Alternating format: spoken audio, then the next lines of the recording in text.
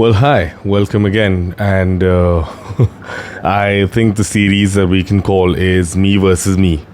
That's not a very creative, I would say, a title that I could find, but well, it's quite obvious. Well, thank you for having me again. Alright, so before we start, let me tell you, viewers, that today's video is aimed at confusing you. Alright, I've been told that this video will definitely confuse you, so just be patient. You can watch the video over and over again, certain parts of it that you might think would work. What I'm trying to say is that if you want to logically reason this, you might want to listen to this very, very carefully. Share out all your biases. Just have a very, very open mind. And it's absolutely okay if you think that what we might be discussing today would be wrong. It's absolutely fine. You don't have to agree with us. All right?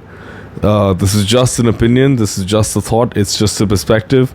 It could be true, could not be true. It's not a compulsion.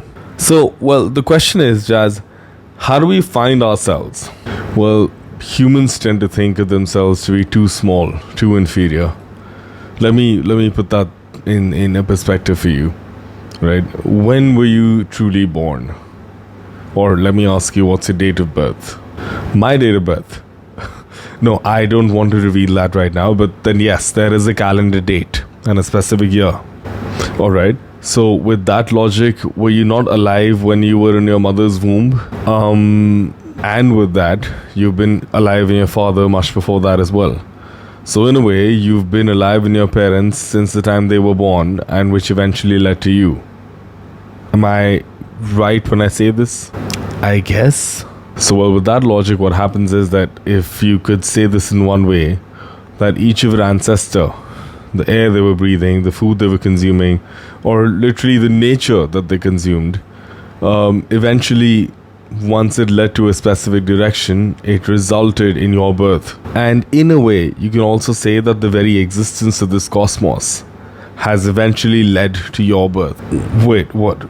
Wow. I mean, imagine a cell that eventually multiplied, became certain things, certain people, certain part of the nature. Eventually, all of them put together in some permutation combination led to your parents, but then when they got together, they led to you and your birth. And now today, where you are today, where you're sitting right now and watching this video or being a part of this video, you've literally been a culmination of at least one cell from everything in the cosmos, which has led to you at this moment in time. So in a way, each and every cell of this universe has transpired into your birth and your existence right now.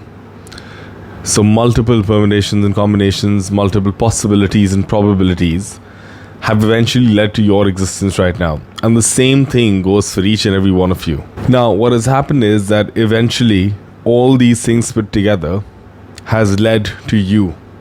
This entire ecosystem, this entire cosmos, whatever you want to call it, alright? This entire combination has led to your existence. So you are here today, sitting, alive, in a human form, because all this has happened before you. Ho-ho! At this point in time, I often quote this one thing that we all have studied once at least in our lifetimes, which says, energy is neither created nor destroyed. It's merely transferred. Right?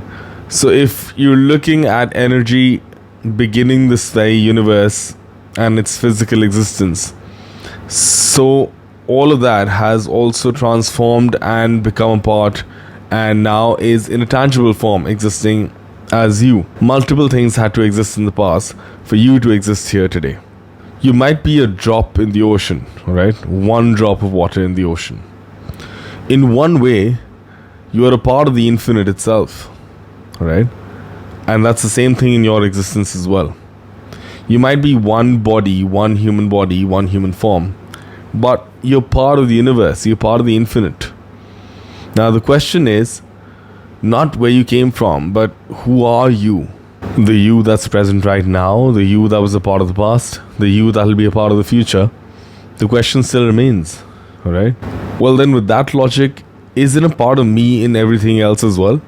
Of course, that's exactly what I'm saying. If you're a drop in the ocean, are you not the ocean?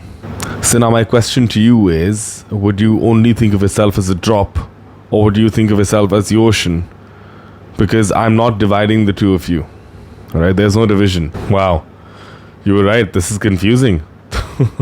Well, of course, this is meant to confuse you massively. All right. One is to wrap your head around this potential logic. Second is to accept it. All right. So it's going to happen in three phases. First is the acknowledgement. Second is the acceptance that comes through if you acknowledge that, okay, this could be true. And then third is the application. Right. I'm not saying you go out to the world and say, tell the whole world, I'm the universe, and everybody will say, so am I, which is the case. That's correct. Our logical reasoning can't really wrap our heads around it. If a tiny part of everything is in me, then maybe a tiny part of me is in everything as well. Isn't that so? But I think the best visual to carry forth would be of you being a drop in the ocean, right? If you're a drop in the ocean, you are the ocean. Right? And if you're a drop in the universe, you are the universe. So you're not just someone who was born on a specific date, whose body lived for a few years, a few months, few days. After that, your body finished. Your body, all right, your bodily existence, your physical realm, your physical existence might come at a specific point in time and then might go.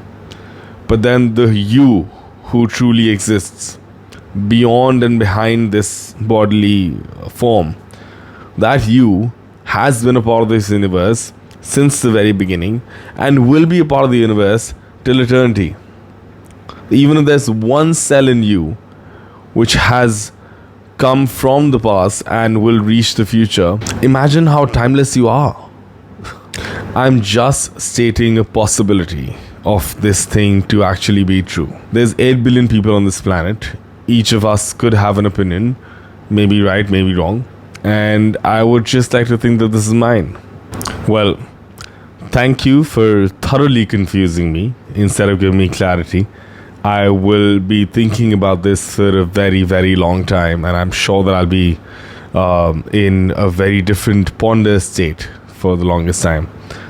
But, well, thank you. Well, thank you. I wish you a very happy, confused state. And as I'll always say this to the audience, think about it. I know I will.